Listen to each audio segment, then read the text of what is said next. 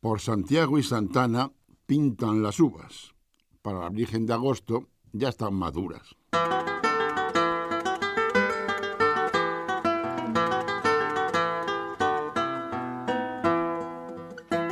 El vino fue un elemento esencial de la dieta durante la Edad Media, aunque el cultivo de la vid y la elaboración del vino ya se conocían en la península ibérica con anterioridad gracias a los fenicios.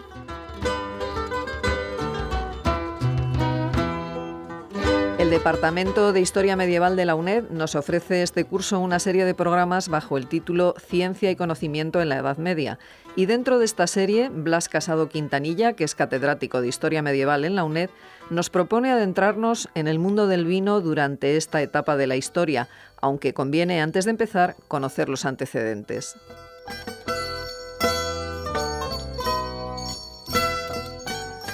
Digamos que en la actualidad no parece haber dudas sobre la introducción del consumo del vino y la vinificación en la península ibérica a través de la colonización comercial de los fenicios. A ello hay que añadir que para la aristocracia local peninsular, el consumo del vino entonces era un signo de distinción cultural y de prestigio, con relación al común de la gente que desconocía su existencia y no disponía de las rentas para su consumo, que como cualquier otro producto de importación resulta caro.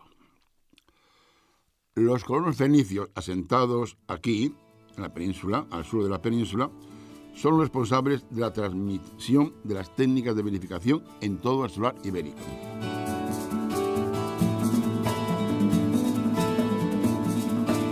La agricultura de la Edad Media era una agricultura de subsistencia y cualquier contratiempo climático podía provocar una crisis alimentaria.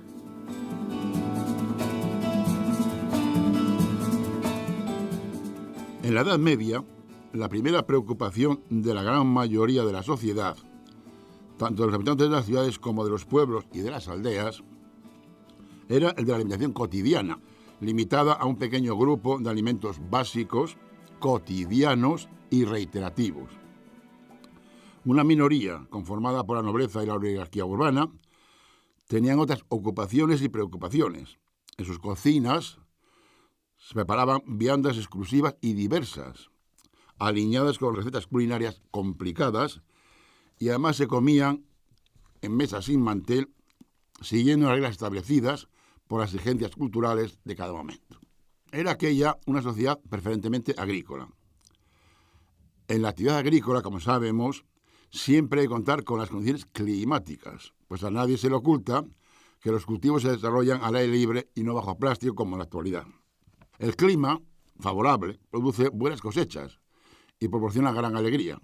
La satisfacción desaparece cuando las condiciones son adversas: sequías largas, lluvias con granizo, inundaciones y riadas, fuertes heladas en primavera que arruinan las floraciones de las plantas, o calores insufribles que agostan los cereales y las viñas en los meses estivales e impiden su perfecta maturación, con la consiguiente disminución de la cosecha.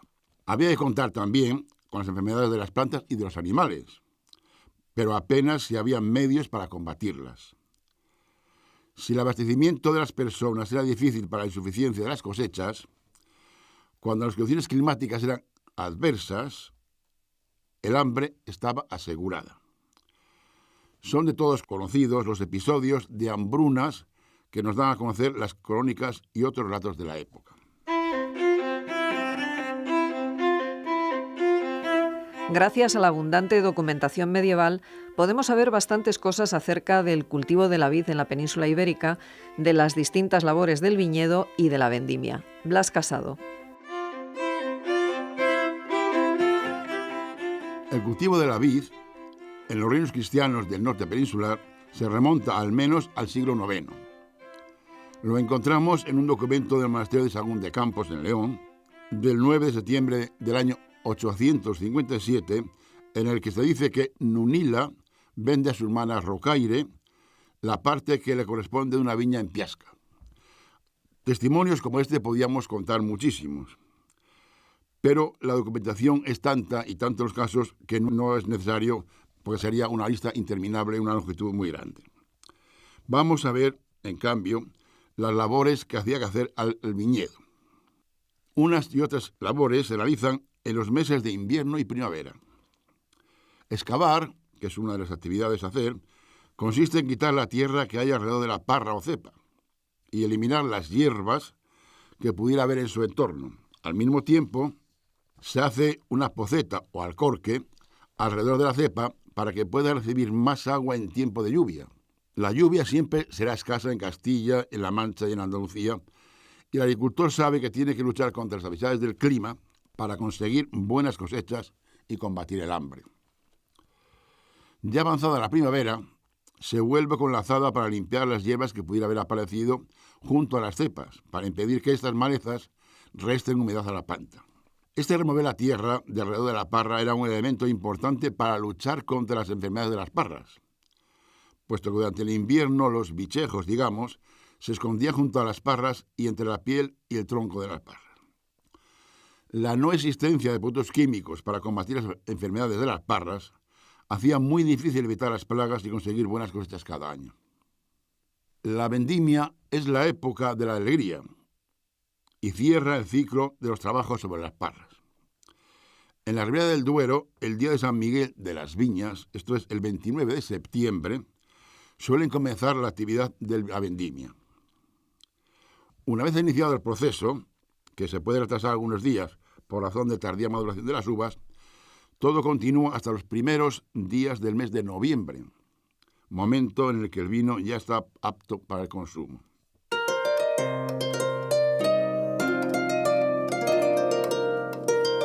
También existe mucha documentación sobre la tecnología empleada en la elaboración del vino. Los romanos llamaron a la estructura destinada a la pista de la uva el calcatorium. Hoy decimos nave o bodega. La citada expresión se conservó en los textos latinos, como vemos en algunas imágenes de los Beatos, donde podemos leer ubi calcatum est torcular extra civitate. El mosto, o líquido procedente de la uva, se puede extraer de varias formas. Una, la uva se rompe al ser depositada en el lagar y da el líquido de mayor calidad, el mejor, el mosto más natural. Dos, se extrae por pisado de la uva por los pies del hombre. Y tres, por prensado de las uvas, de donde se saca el vino de menor calidad. El primero y el segundo de los pasos señalados son los habituales en las explotaciones de pequeños propietarios, y con cantidades de uva pequeñas, destinadas normalmente al autoconsumo de la familia. Cuando la uva, después de la acción de pisado, pasa a ser prensada, se trata ya de grandes explotaciones vinícolas y vinculadas a los nobles y a los grandes monasterios medievales. Para el supuesto de la utilización de las prensas, se necesita disponer de gran cantidad de uva y de dinero suficiente para llevar a cabo la fuerte inversión que exigen la instalación y mantenimiento de la nave de prensado y el mismo acto de prensado. Conocemos la existencia de dos tipos de prensa o torcular. Una, la de viga, y dos, la de tornillo directo. En uno y otro caso, la fuerza para el prensado se ejerce sobre el lugar a prensar, a través de una pieza de madera designada con el nombre español de marrano.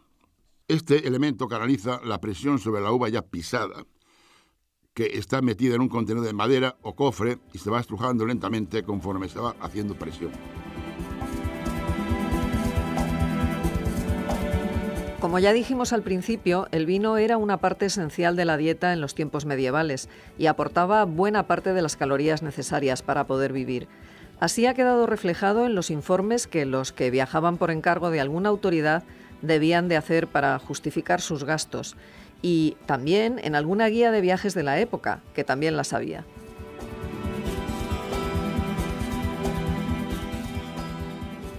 El conocido proverbio castellano, con pan y vino se anda el camino, hace referencia a una situación alimenticia muy vinculada a uno y otro de los productos que se mencionan, y sobre todo en la época medieval.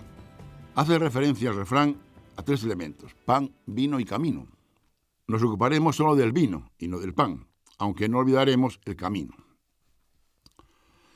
Los libros de viajes, tanto de la Edad Media como en la Edad Moderna, son un testimonio permanente del sistema de alimentación predominante en aquellos tiempos pasados. Hoy, al igual que ayer, se han emprendido viajes, unas veces por motivos y afán de aventura, otras bien por necesidades personales de varios tipos o bien motivos religiosos, como las peregrinaciones a Santiago, a Roma, a Tierra Santa con los cruzados. Por último, siempre han ocupado mucho espacio los viajes por motivos de negocios. Esto, sin contar los viajes forzados de tipo económico, político o religioso, a los que denominamos migraciones, y unos y otras forman parte sustancial de la propia historia del hombre en todos los tiempos, también en la Edad Media. Los viajeros, sobre todo los viajeros por encargo de algún organismo, como concejos, monasterios, iglesias o nobles, a su regreso tenía que dar cuenta de sus andanzas y misión a quienes les habían encomendado y determinado ver cualquier lugar. La documentación concejil de los concejos, de los ayuntamientos, diríamos hoy, es la fuente histórica más adecuada para conocer estos viajes. Allí encontramos las cuentas presentadas por los que han viajado por encargo de distintos concejos. Algunos viajes provocan pleitos, lo que nos lleva a otro tipo de fuente histórica, los documentos judiciales, que como siempre dan ocasión a ver todos los aspectos de la vida diaria de las personas, porque las declaraciones de las partes o el testimonio de los testigos suele ser tan minucioso que abarcan todos los aspectos de la vida, incluido también el de la alimentación.